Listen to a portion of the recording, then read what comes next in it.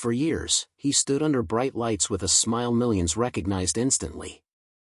Week after week, inside the massive sanctuary of Lakewood Church in Houston, Joel Osteen delivered the same message: hope is coming, better days are ahead, stay faithful. His voice was calm. His words were polished. His presence felt untouchable. To his followers, he became more than a pastor. He became a symbol of encouragement during pain, a face of faith during uncertainty, and one of the most recognized spiritual leaders in America. But public admiration can change quickly. And when a figure lives under constant attention, every decision becomes a headline. Every silence becomes a question. Every controversy becomes a storm. Now, after years of scrutiny, criticism, debate, and relentless public conversation, many people are asking the same question. Has Joel Osteen finally reached the moment that changes everything? The phrase spreading everywhere now sounds dramatic, almost impossible to ignore. Joel Osteen's sentence is final. Goodbye forever. But what does that really mean? Is it legal? Is it personal? Or is it something deeper, something tied not to a courtroom, but to reputation, legacy, and public judgment? Because sometimes the harshest sentence is not handed down by a judge. Sometimes it is handed down by the world itself. And once that happens, nothing is ever the same again. Joel Osteen's rise was unlike anything modern American religion had seen before. Born in Houston, Texas, he was never originally expected to become the face of one of the largest churches in the world. His father, John Osteen, built Lakewood Church from the ground up. Long before the arena crowds and television broadcasts, it began as a small church gathering with a handful of believers. Joel spent much of his early years behind the scenes. Cameras, production, television work. He focused on media, not preaching. Few imagined he would one day inherit the pulpit. But in 1999, everything changed. After the death of his father, Joel stepped forward to lead. And almost immediately, something remarkable happened. The church exploded in growth. Crowds multiplied. Books sold in the millions. Television audiences stretched across continents. Soon, Joel Osteen was no longer just a pastor in Texas. He had become a global name. His sermons were played in homes across America, across Europe, across Asia, and far beyond church walls. People who had never stepped inside a sanctuary knew his voice. His message was simple. Think positively. Trust God. Keep moving forward. Expect blessings. For many people, it felt refreshing. For others, it felt controversial. Critics argued his preaching focused too much on success and not enough on struggle. Too much on victory and not enough on sacrifice. Too much on breakthrough and not enough on biblical confrontation. Yet Joel rarely entered those arguments directly. He kept smiling. He kept preaching. He kept moving. But over time, the pressure around him began to build. One headline became another.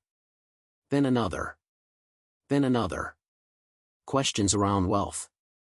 Questions around influence. Questions around how modern megachurches operate. Questions around leadership, accountability, and image. And each time, Joel Osteen remained publicly calm. But outside the stage lights, criticism grew louder. For some people, he represented faith in modern culture. For others, he represented everything they believed had gone wrong with celebrity religion. Then came moments that intensified everything. Moments the internet would not let go. Moments replayed endlessly online. Moments people still debate years later. And suddenly Joel Osteen was no longer just preaching sermons. He was defending perception. And perception can be harder to control than truth. Supporters continued standing by him. They pointed to lives changed. Families restored. People encouraged through grief and hardship. Millions still listened. Millions still watched. Millions still believed his words brought healing into difficult seasons. But critics saw another story. A larger one. One involving money, influence, media power, and unanswered questions. The divide became sharper. The conversation became louder. And Joel Osteen became one of the most polarizing religious figures in America. Yet through all of it, his public image stayed nearly unchanged. The smile remained. The message remained. The stage remained. Until now. Because lately, something feels different. Observers say the conversation around Joel Osteen has shifted. Not just criticism. Not just controversy. Something heavier. Something more final. People are beginning to speak less about his weekly sermons, and more about what his long-term legacy will actually be. When history looks back, how will Joel Osteen be remembered? As a pastor who inspired millions? A communicator who modernized faith for television audiences? A best-selling author whose words gave hope during pain? Or as one of the most debated spiritual figures of his generation? That question hangs over everything now. And perhaps that is the real meaning behind the phrase "sentence is final." Not prison. Not a courtroom ruling. But a verdict in public memory. Because history writes its own judgments. And once written, they can last forever. For public figures, legacy becomes the final courtroom. No lawyers. No appeals. No press conference can fully change it. Only time decides. Only memory decides. Only future generations decide. And Joel Osteen's story is still being written. Even now. Inside Lakewood Church, the lights still shine. Music still fills the sanctuary. Seats still fill with thousands. People still raise hands in worship. Viewers still watch online. Books still sell. Messages still spread. But outside those walls, debate continues. Some believe his ministry has changed countless lives. Others believe his legacy remains unresolved. And perhaps both can be true at once. That is what makes his story so powerful. And so complicated. Joel Osteen represents more than one man. He represents the collision between faith and fame. Between ministry and media. Between spiritual leadership and celebrity culture. Between hope and criticism. Between devotion and doubt. Few religious leaders have stood at that exact intersection with such visibility. And even fewer have remained there for decades. That alone makes his journey extraordinary. But extraordinary lives often come with extraordinary scrutiny. And scrutiny leaves marks. Even when a person keeps smiling. Even when they stay silent. Even when they continue moving forward.